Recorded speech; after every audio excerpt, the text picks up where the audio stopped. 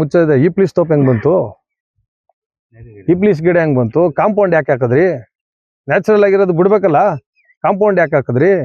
100 ಎಕರೆ ಗೋಮಾಳ, 31 ಎಕರೆ ಗುಂಡುತೋಪನ ಯಾಕೆ ಡಾಕ್ಯುಮೆಂಟ್ ಮಾಡ್ಕೊಂಡ್ರಿ ಅಲ್ವಾ?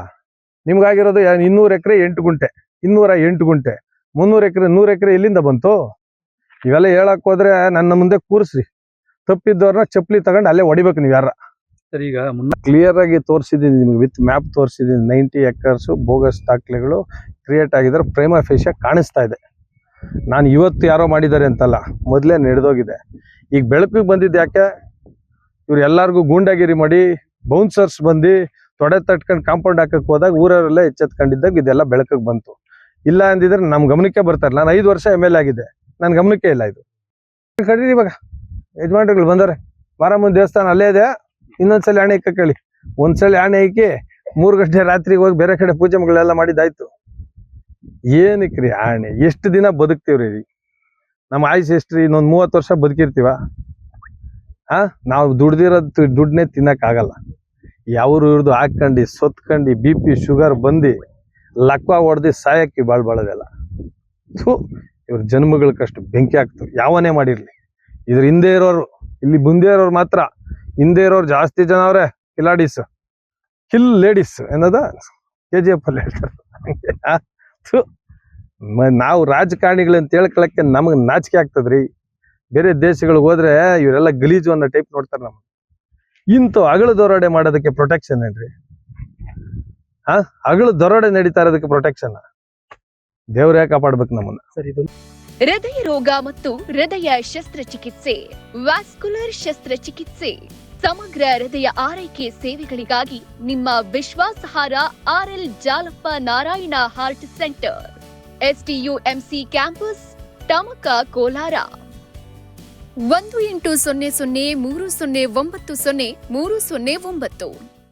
ಇದು ಉಳಿಸ್ದಾಗೆಲ್ಲ ಇದು ದೊಡ್ಡ ಸ್ಕ್ಯಾಮ್ ಇದು. ಈಗ ನನ್ಗ ಪ್ರಕಾರ ಒಂದು 90 ಎಕರ್ಸ್ ಬೋಗಸ್ ದಾಖಲೆಗಳು ಸೃಷ್ಟಿಯಾಗಿರ್ಬೋದು ಅಂತ ನನ್ನ ಅನಿಸಿಕೆ. ಅದು ಉಳಿಯುತ್ತೆ. ಪ್ಲಸ್ ಈ ಕೆರೆಗಳು ಉಳಿಯುತ್ತೆ, ಈ ಖರಾಬ್ ಜಮೀನುಗಳು. ಮುಂದಿನ ಪೀಳಿಗೆಗೆ ಎಂತ ಜಾಗ ರೀ? ಮಕ್ಕಳೆಲ್ಲ ಬಂದು ಆಡ್ಬೋದು ಇಲ್ಲಿ ನೋಡಿ. ಈ ಕೆರೆ ಪಕ್ಕ ಈ 2 ಎಕರೆ ಅದೇ ಎಕ್ಸಸ್ ಜಾಗದಲ್ಲಿ ಒಂದು ಪ್ಲೇ ಗ್ರೌಂಡ್ ಮಾಡಿದ್ರೆ ಮಕ್ಕಳೆಲ್ಲ ಮೊಬೈಲ್ ಫೋನ್ ಇಟ್ಕೊಂಡು ಮನೆಯಿಂದ ಈಚೆ ಬರ್ತಾ ಇಲ್ಲ. ಇಂಥ ಕಡೆ ಆಡಕ್ಕೆ ಜಾಗ ಇದ್ರೆ ಆಗಲ್ವಾ? ಮುಖ್ಯಮಂತ್ರಿಗಳ ಗಮನಕ್ಕೆ ಕೂಡ ತರ್ತೀನಿ. ಇಷ್ಟು ದೊಡ್ಡ ಮಟ್ಟದ ಒಂದು ಸ್ಕ್ಯಾಮ್, ಇವನ್ನೆಲ್ಲ ಬಿಡಬೇಡ್ರಿ. ನಿಮ್ ಕೈ ಮುಗಿದು ಹೇಳ್ಕತ್ತೀನಿ. SIT ಫಾರ್ಮ್ ಆಗಿದೆ, ಒಳ್ಳೊಳ್ಳೆ ಆಫೀಸರ್ಸು ಅದನ್ನ ಉಳಿಸ್ಬೇಕು ಅಂತ ಹೊರಟಿದ್ದಾರೆ. ದಯವಿಟ್ಟು ಮೇಲಿನ ಅಧಿಕಾರಿಗಳಿಗೆ ರಿಕ್ವೆಸ್ಟ್ ಮಾಡ್ತೀನಿ, ಇದಕ್ಕೆ ಪ್ರೆಷರ್ ಹಾಕಿ ಇದಕ್ಕೆ ಅಡ್ಡ ಬರಬೇಡಿ. ಒಂದು ಒಳ್ಳೆ ಕೆಲಸ ಮಾಡಕ್ ಹೊರಟಿದೀವಿ. ಎಲ್ಲೆಲ್ಲಿಂದ ಫೋನ್ಗಳು ಬರ್ತಾ ಇದೆ, ಇದನ್ನ ಸಪ್ರೆಸ್ ಮಾಡಕ್ಕೆ ನಮ್ಗೆ ಅದು ಗಮನ ಇದೆ. ಯಾರ ಹೆಸರು ಹೇಳ್ತಾ ಇಲ್ಲ ನಾನು ಸರ್ಕಾರದ ಪರ ಹೇಳ್ತಾ ಇದ್ದೀನಿ, ಸರ್ಕಾರದ ವಿರುದ್ಧ ಮಾತಾಡ್ತಾ ಇಲ್ಲ.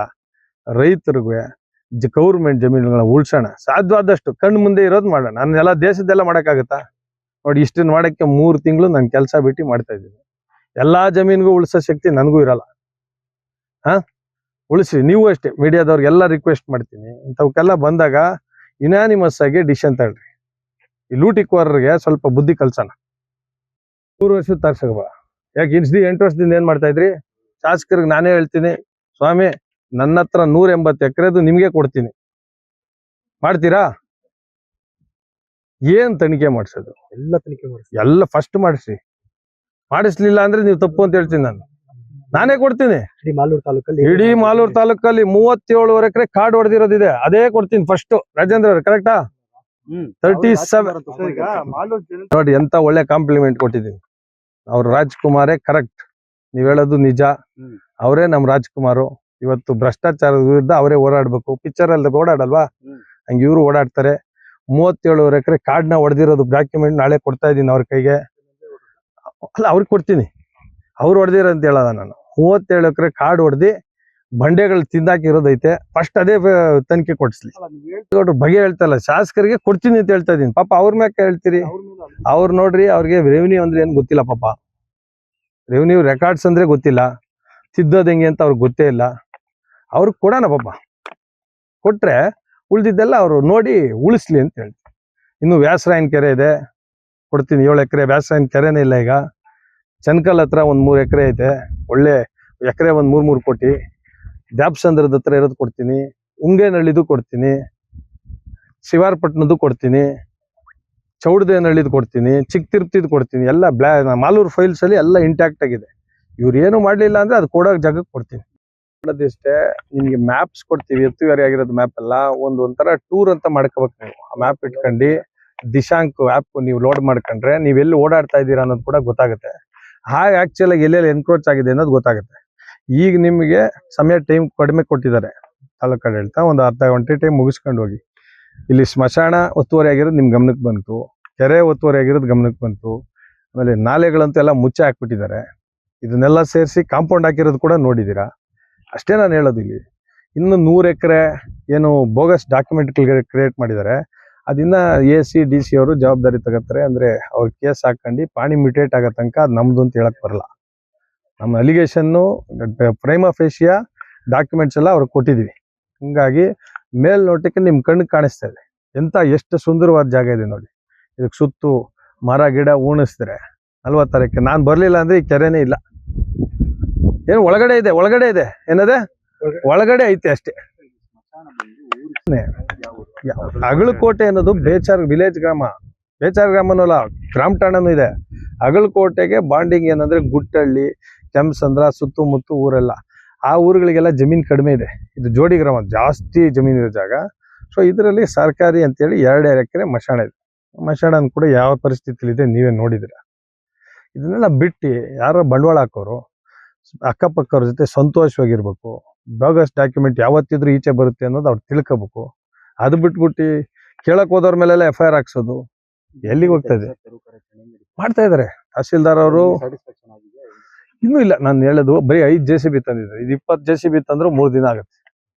20 JCB ತಗೊಂಡ್ರು 3 ದಿನ ಆಗುತ್ತೆ. ನಾಲೆ ಅಂದ್ರೆ ಬರೀ ಮಾರ್ಕ್ ಮಾಡೋದಲ್ಲ, ನಾಲೆನ ಅಗದ್ಬಿಟ್ಟು ಅದಕ್ಕೆ ನಾಲೆ ತರ ಕಾಣಿಸಂಗ್ ಮಾಡ್ಬೇಕು. ನೀರು ಹರಿಯಕ್ಕೆ ರೈನಿ ಸೀಸನ್ ಈ ಟೈಮಲ್ಲಿ ನಾವು ನಾಲೆನ ಕ್ಲೀನ್ ಮಾಡಿಕೊಟ್ರೆ, ಮೈನರ್ ಇರಿಗೇಷನ್ ಅವ್ರಿಗೋ ಇಲ್ಲಾಂದ್ರೆ ಪಂಚಾಯತಿ ಅವ್ರಿಗೋ ವಹಿಸ್ಕೊಟ್ರೆ ಅವ್ರ ಕೆರೆನ ರೆಸ್ಟೋರ್ ಮಾಡ್ತಾರೆ. ಸಾಕಷ್ಟು ಇನ್ವೆಸ್ಟರ್ಸ್ ಇದ್ದಾರೆ. ಅಂದ್ರೆ CSR ಫಂಡ್ಸ್ ಅಲ್ಲಿ ಈ ಕೆರೆಗಳನ್ನೆಲ್ಲ ಉಳಿಸಿ ಮಾಡ್ಬೋದು. ತೋರಿಸ್ತೀನಿ ಬರ್ರಿ, ನೀವು ನೋಡಿ ಹೇಳ್ಬಿಡ್ರಿ ಅಂದ್ರೆ ಬರ್ರಿ. ಕಾಲ್ ಸುಸ್ತಾಗೋಯ್ತು ಅಲ್ಲಿ ನಮ್ಗೆ. ಸರಿ, ಈಗ ಅದು ತೆರವಾಗಲ್ಲ ನೋಡಿ. ಇದು ಬರೀ ರಸ್ತೆಗಳು, ರಾಜಕಾಲುವೆಗಳು, ಸ್ಮಶಾನ, ಕೆರೆ ಮಾತ್ರ ಗೌರ್ಮೆಂಟ್ ಸಂಬಂಧಪಟ್ಟ ಜಾಗಗಳನ್ನ ಮಾತ್ರ ತೆರವು ಮಾಡ್ತಾ ಇದ್ದಾರೆ. ಆ 100 ಎಕರೆ ಸ್ಕೂಲ್ದೆಲ್ಲ ಇವರು ಪೊಸಿಷನ್ ತಗೋಬೇಕಂದ್ರೆ ಪಾಣಿ ಆಗ್ಬೇಕು, ಮಿಟೇಷನ್ ಚೇಂಜ್ ಆಗ್ಬೇಕು. ಅದಕ್ಕೆ ಸಮಯ ಹಿಡಿಯುತ್ತೆ. ಅದಕ್ಕೆ ಅವ್ರು ಹೇಳೋದು ಕೋರ್ಟ್ಗೆ ಹೋಗ್ರಿ ಅಂತ 10 ವರ್ಷ ಎಳ್ಕೊಂಡಿರೋಣ ಅಂತ. ನಡೆಯುತ್ತೆ ಸರ್. SITC ನಮ್ಮಲ್ಲಿ ಆನೆಸ್ಟ್ ಆಫೀಸರ್ಸ್ ತುಂಬಾ ಜನ ಇದ್ದಾರೆ. ಪೊಲೀಸ್ ಡಿಪಾರ್ಟ್ಮೆಂಟ್ ಅಲ್ಲಿ ಅವರೇ, ರೆವಿನ್ಯೂ ಡಿಪಾರ್ಟ್ಮೆಂಟ್ ಅಲ್ಲಿ ಅವರೇ, ಅವರು ಬರೀ ಸಂಬಳಕ್ಕೆ ಕೆಲಸ ಮಾಡೋರು ತುಂಬಾ ಜನ ಇದ್ದಾರೆ. ಅವರೆಲ್ಲ ಮಾಡ್ತಾರೆ. 100 ಜನದಲ್ಲಿ 80 ಜನ ಆದ್ರೆ 20 ಜನ ನಿಯತ್ತಾಗಿರೋರು ಉಳಿದ್ರೆ ಸಾಕು, ದೇಶ ಉಳಿತದೆ.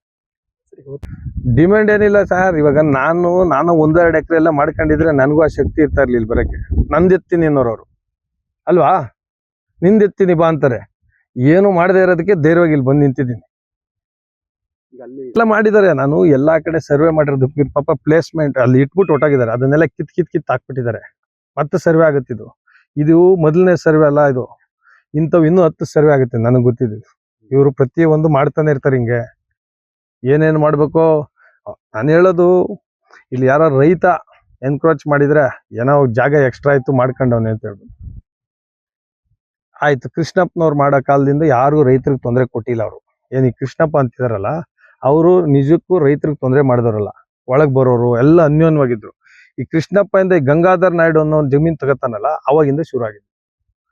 ಬೆಂಗಳೂರು ಸ್ಟೈಲಲ್ಲಿ ಗುಂಡಾಗಳನ್ನ ಕರ್ಕೊಂಬರ್ ನನ್ನ ಮೇಲೆ ನೆನೆ ಇದು ಕಳಿಸೋನೊಂದು ನೋಟಿಸ್ ಏನಂತ, ಮಾನಹಾನಿ ಆಗಿದೆ ಅಂತ ಅಪಾಲಜಿ ಮಾಡ್ಬೇಕಂತ. ನಾನು ಮನೆಗೆ ಬಂದು ಅಪಾಲಜಿ ಮಾಡ್ತೀನಿ. ನೀನ್ ಇರು ಸ್ವಾಮಿ ಮನೇಲಿ. ಯಾರು ಗಂಗಾಧರ್ ನಾಯ್ಡು. ಏನ್ ಕುಮ್ಮಕ್ಕು ಅಂದ್ರೆ ಕೆಲವು ಆಫೀಸರ್ಸ್ ಸಪೋರ್ಟ್ ಮಾಡ್ತಾ ಇರೋದೇ ಇವ್ರಿಗೆಲ್ಲ ಕುಮ್ಮಕ್ಕು. ಇಲ್ಲಿ ಪೊಲೀಸವ್ರು ಇಲ್ಲ ಅಂದ್ರೆ ಅಪ್ಪ ಬರ್ಲಿ, ಊರ್ ಜನ ಬಿಡ್ತಾರ? ಇವತ್ತು ಇಷ್ಟು ಜನ ಪೊಲೀಸವ್ರು ಇದ್ದಾರೆ. ಏನಕ್ಕೆ? ಈ ಕಳ್ಳ ಏನು ಇಲ್ಲಿ ನಡೆದಿದೆಯಲ್ಲ ಅವ್ಯವಹಾರ ಹೇಳದ್ ಜನನು ರೊಚ್ಚಿಗೆದ್ರೆ ಏನ್ ಮಾಡ್ತೀರಿ ಅಲ್ವಾ? ಒಂದು ಹಂತಕ್ಕೆ ನೋಡ್ತಾರೆ. ಎಷ್ಟು ಪ್ರೊಟೆಕ್ಷನ್ ಗಂಗಾಧರ್ ಅವ್ರಿಗೆ ಯಾರು ಕೊಡ್ತಾ ಇರೋದು, ಏನಕ್ಕೆ ಕೊಡ್ತಾ ಇರೋದು ಕೇಳ್ಬೇಕು ನೀವು. ಕನ್ಸರ್ನ್ ಅಥಾರಿಟೀಸ್ನ ಕೇಳಿ.